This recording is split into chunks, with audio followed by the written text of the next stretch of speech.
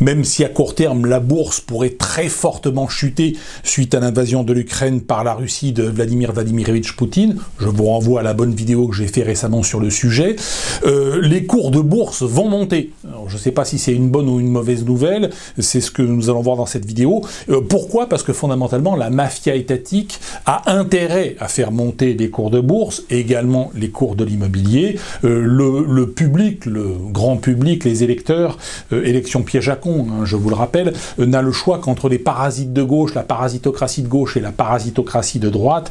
La parasitocratie de droite qui veut plus de budget sur la sécurité, sur la justice, sur la défense nationale, ce genre de dépenses. La parasitocratie de gauche qui veut plus de budget sur l'éducation, sur l'enseignement, sur la santé publique. Mais il faut comprendre que le système public, les administrations publiques fonctionnent à l'inverse des entreprises privées. Une entreprise privée qui fait du bon travail voit son chiffre d'affaires augmenter et ses bénéfices augmenter. Dans le cas des administrations publiques, plus une administration échoue, plus elle voit ses budgets augmenter. Plus l'éducation nationale échoue, plus les budgets de l'éducation nationale augmentent, plus les budgets de la santé de l'hôpital public, plus l'hôpital public échoue, plus les budgets de l'hôpital public augmentent, plus l'insécurité se répand et plus la justice échoue, plus les budgets pour la sécurité publique et la justice augmentent. Donc les administrations fonctionnent à l'inverse, à l'envers des entreprises privées. Or, aujourd'hui, la bourse et l'immobilier, qui sont en train d'être nationalisés, étatisés,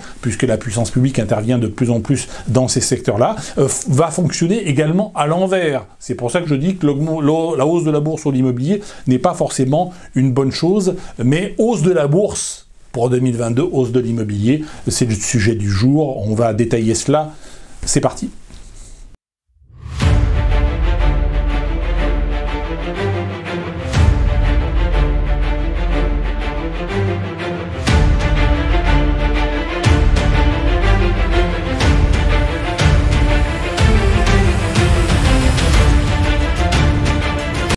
Pour comprendre cette hausse prévisionnelle de la bourse, et j'ai envie de dire aussi des prix de l'immobilier, il faut comprendre comment fonctionne l'économie.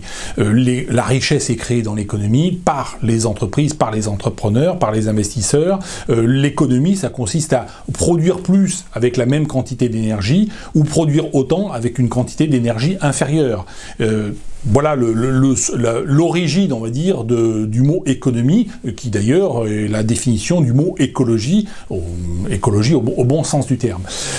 Il existe dans l'économie ce qu'on appelle les 4 cavaliers de l'Apocalypse. Ces 4 cavaliers sont la réglementation, la fiscalité, la monnaie, la fausse monnaie, la monnaie de singe, et le protectionnisme.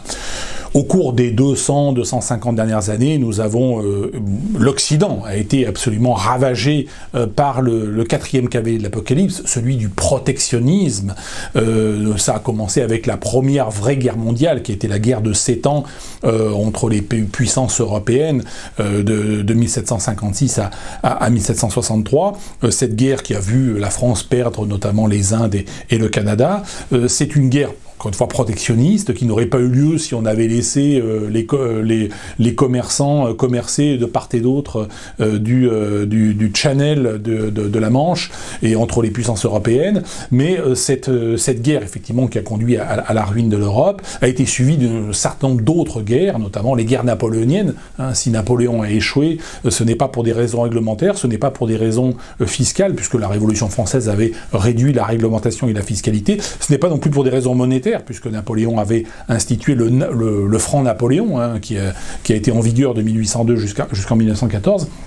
Mais ce qui a fait échouer fondamentalement Napoléon, c'est sa guerre protectionniste contre l'Angleterre, car sans cette guerre protectionniste, eh bien Napoléon n'aurait pas eu besoin d'envahir l'Espagne et la Russie, qui ont été les deux bourbiers et qui ont conduit à la chute de l'Empire. Le protectionnisme a conduit aussi à la guerre terrible de sécession entre 1860 et 1865, entre les États confédérés du Sud et les États fédérés du Nord des États-Unis. Ce sont les États confédérés qui ont fait sécession, circulation pour des raisons fiscales, pour des raisons de droits de douane, parce qu'ils voulaient importer depuis l'Europe des produits sans passer par les droits de douane qui étaient imposés par la Fédération américaine.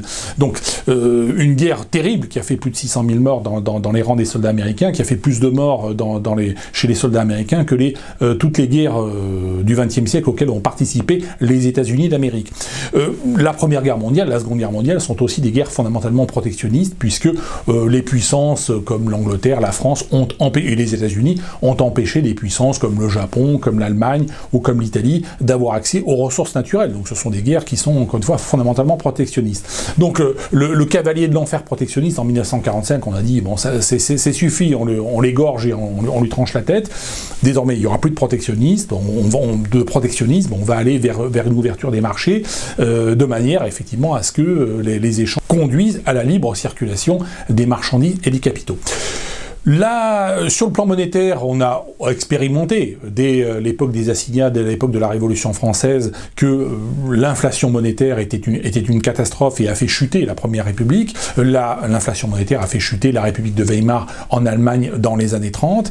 L'inflation monétaire n'est absolument pas une solution et ce sont les puissances qui ont des monnaies extrêmement fortes, extrêmement stables. C'était le cas de la France au XIXe siècle, c'était le cas du Royaume-Uni, c'était le cas des États-Unis. Ce sont les puissances qui s'en sortent le mieux sur le plan économique, mais aussi sur le plan du rayonnement, on va dire, géopolitique. Donc là aussi, le cavalier de l'apocalypse de l'inflation monétaire, il a été combattu en Occident, ou en tout cas, et il l'est jusqu'à présent, même si effectivement c'est remis en cause, et c'est un peu le sujet de cette vidéo, et c'est le sujet de l'inflation et de l'inflation de la bourse et de l'immobilier.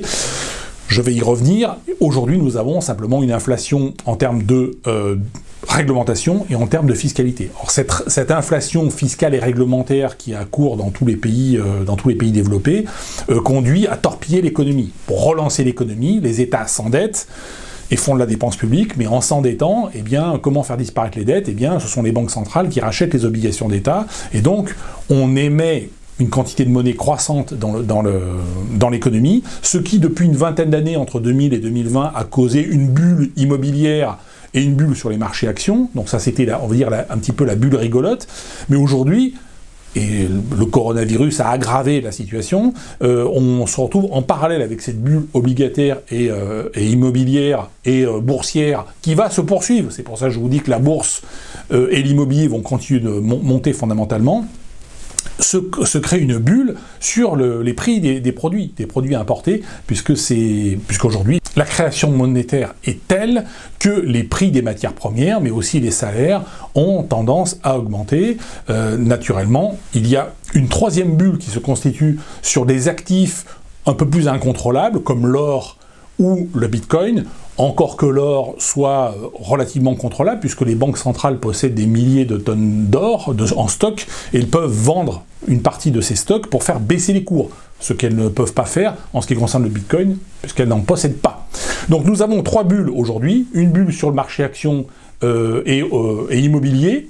Donc ça, c'est ce qu'on connaît depuis 20 ans, et cette bulle va se poursuivre, même si elle peut subir quelques soubresauts liés à des événements géopolitiques de type invasion de l'Ukraine, mais il n'y aura pas non plus de troisième guerre mondiale. Vladimir Poutine ne va pas entrer en guerre contre les puissances de l'OTAN, il veut simplement récupérer l'Ukraine, la Biélorussie, peut-être la Moldavie, et peut-être le Kazakhstan, c'est les anciennes républiques soviétiques. Il ne va pas entrer en guerre nucléaire contre les États-Unis, donc il ne faut pas non plus s'attendre à ce que l'Europe soit à feu et à sang, mais c'est donc effectivement, une guerre vraiment ouverte entre l'Ukraine et la Russie peut aboutir à court terme à des chutes des cours de bourse.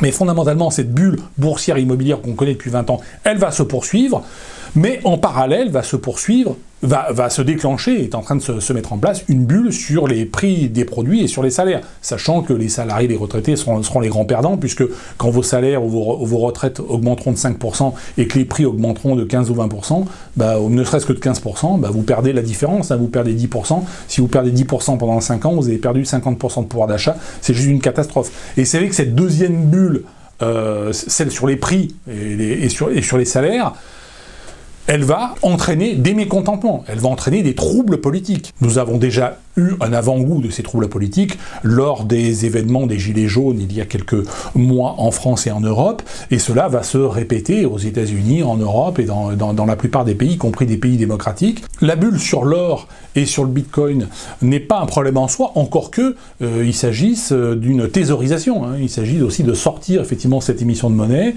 du système monétaire et du système économique pour le thésauriser en or ou en bitcoin, et donc indirectement, alors c'est une bonne chose ça sera une bonne chose pour les détenteurs d'or et de bitcoin, mais surtout de bitcoin, parce que je vous dis, les cours de l'or peuvent être abaissés par les banques centrales si elles le veulent, parce qu'elles possèdent d'énormes stocks qu'elles peuvent revendre.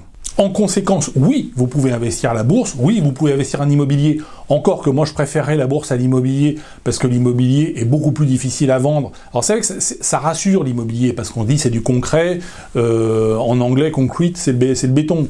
Donc effectivement le béton c'est du concret, c'est du matériel. La bourse, vous êtes copropriétaire d'une entreprise qui peut déposer le bilan. Bon, c'est vrai que les gens préfèrent l'immobilier, et en plus l'immobilier procure des rentes, procure des loyers, donc on se dit c'est plus stable, mais c'est beaucoup plus facilement taxable. Donc moi je veux dire, en termes de taxes, il vaut mieux quand même préférer la bourse à mon avis que l'immobilier, et il vaut mieux préférer le bitcoin à la bourse, très franchement. Bon, même si effectivement tous les actifs vont monter. Donc quand je vous dis aujourd'hui que la bourse va monter, que l'immobilier va monter, en fait j'enfonce une porte ouverte. Tout va monter parce qu'on est dans un système qui est fondamentalement inflationniste. Donc moi je ne vous fais pas de l'analyse technique ou de l'analyse conjoncturelle, je vous dis que de façon structurelle, l'immobilier va monter, la bourse va monter, les cours de bourse vont monter, mais également le bitcoin, mais également l'or, mais également tous les actifs. Tous les actifs vont flamber. Les grands perdants seront les salariés, les grands perdants seront les retraités, parce que les salaires et les retraites n'augmenteront pas aussi rapidement que les cours des actifs. Fondamentalement, l'État enrichit les parasites et appauvrit les parasités, et quelque part enrichit les riches et appauvrit les pauvres, parce que ce sont les riches qui ont les actions, les obligations, qui ont de l'immobilier, et les pauvres qui sont des salariés ou qui sont les retraités. Donc il faut avoir cela à l'esprit. L'inflation, c'est l'impôt des pauvres. Et c'est bien le problème. Et ça sera bien le problème sur le plan politique et géopolitique. Parce que si d'un côté, vos actions et vos obligations ou votre immobilier augmentent, où votre bitcoin augmente, mais que derrière vous avez des émeutes, des révolutions, et vous aurez des émeutes, et vous aurez des révolutions, et vous aurez effectivement de la violence qui va se répandre, pour des raisons économiques fondamentales, ventre affamé à point d'oreille.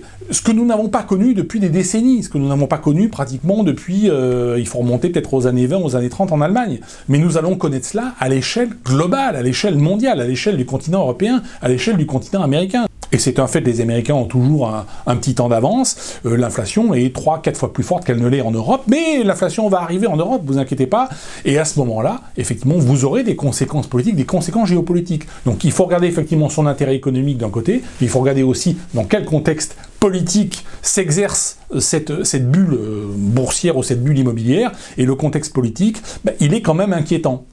Maintenant, investissez aussi un petit peu dans le survivalisme, soyez armés, déjà on est armé dans sa tête, avant d'acheter des flingues, déjà dans sa tête on est armé, on achète des armes blanches, là il n'y a pas de problème, c'est pas déclaré, et puis après on voit si on peut acquérir des armes à feu, et on doit acquérir forcément des armes à feu, à un moment donné il va falloir aller vers cela, parce qu'on va aller vers des violences politiques qui vont être des violences tout à fait considérables. Voilà, merci à toutes et à tous, et je vous dis à bientôt.